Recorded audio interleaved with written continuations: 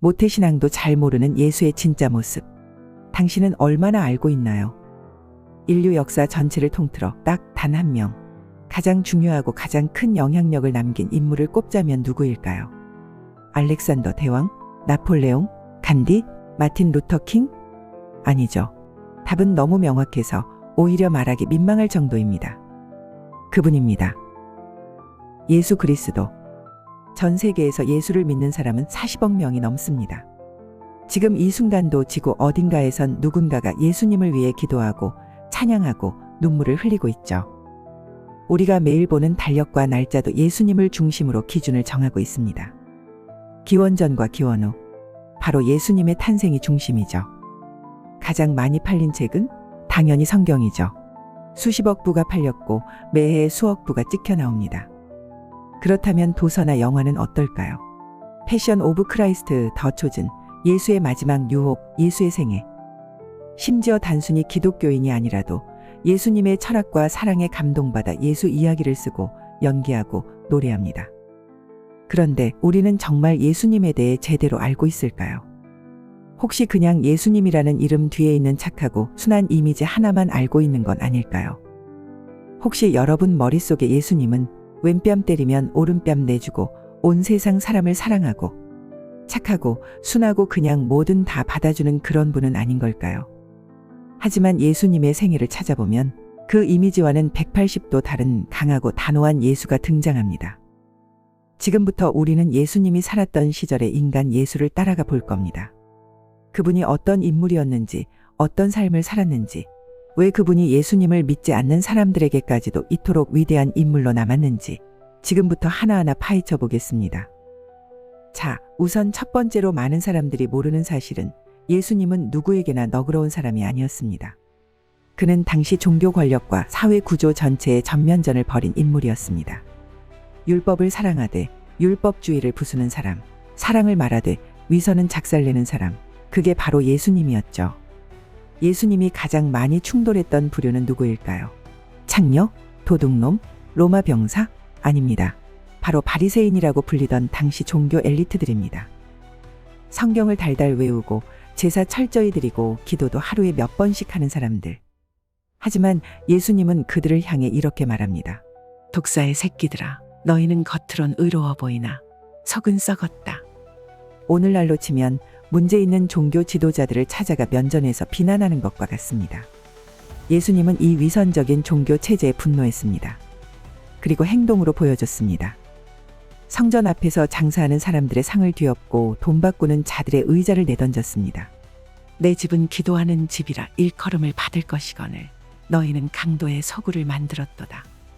그냥 말로 하는 게 아니라 직접 분노하고 직접 부셨습니다. 또 하나, 예수님은 전통이나 제도보다 사람을 먼저 보셨습니다. 안식일, 유대인에겐 너무나 중요한 법입니다. 일하면 안 되고 무조건 쉬어야죠. 그런데 예수님은 안식일에 병자를 고쳤습니다. 이에 율법주의자들이 따지자 이렇게 말씀하십니다. 너희 중 누가 양 한 마리가 구덩이에 빠지면 안식일이라도 건져내지 않겠느냐? 즉 규칙을 지키는 게 먼저가 아니라 사람을 살리는 것이 먼저다. 예수님이 유독 따뜻하게 대해주신 사람들은 누구였을까요? 나병 환자, 가늠한 여자, 창녀, 세리, 장애인, 귀신 들린 자. 당시 사회에서 인간 취급도 못 받던 사람들이었습니다. 예수님은 그들과 술을 마시고 밥을 먹고 이야기를 나누며 심지어 친구가 되어주었습니다.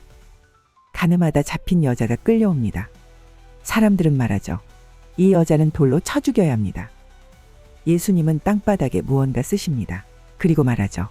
너희 중에 죄 없는 자가 먼저 돌로 치라.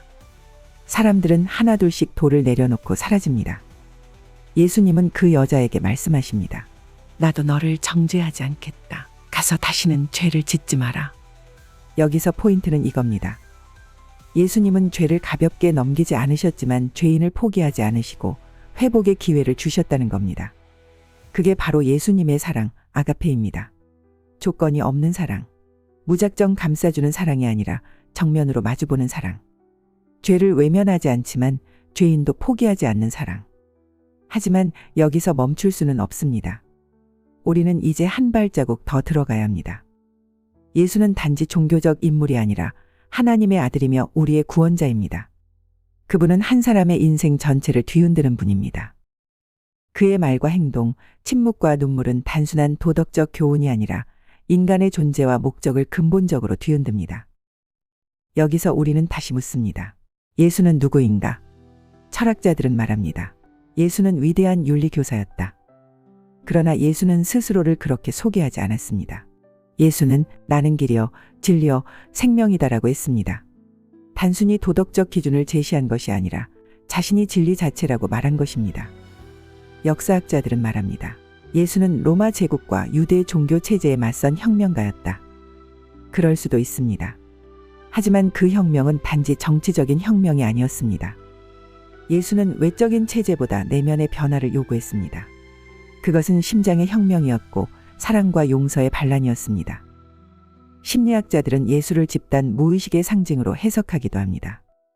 하지만 그런 해석은 너무 추상적입니다. 예수는 구체적인 역사 속 팔레스타인이라는 작은 땅에서 살았던 실존 인물이었습니다.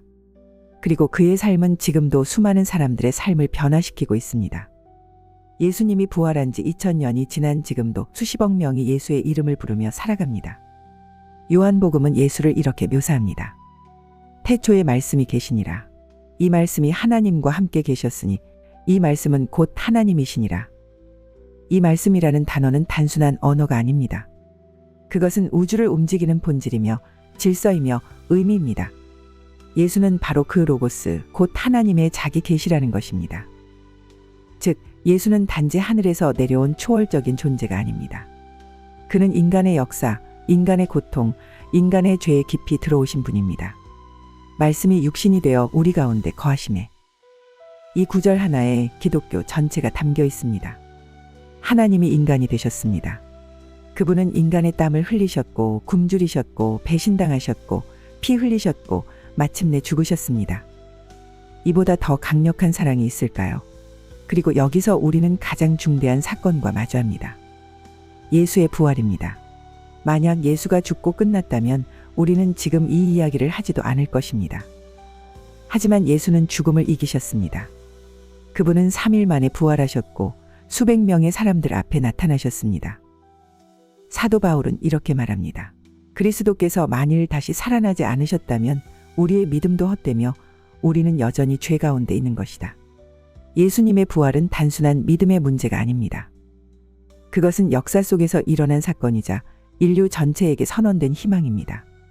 죽음을 이긴 생명, 심판을 넘어선 용서, 절망을 뚫고 나오는 희망. 그것이 부활의 메시지입니다. 그래서 초기 교회는 단 하나의 메시지를 외쳤습니다. 예수는 살아계시다. 그 메시지는 모든 것을 바꿨습니다. 도망치던 제자들이 순교자가 되었고 박해받던 교회는 로마 제국을 무너뜨렸으며 그 사랑은 세기를 넘어 오늘 이 자리까지 도달했습니다. 지금 그분은 당신을 향해 말합니다. 나를 따르라.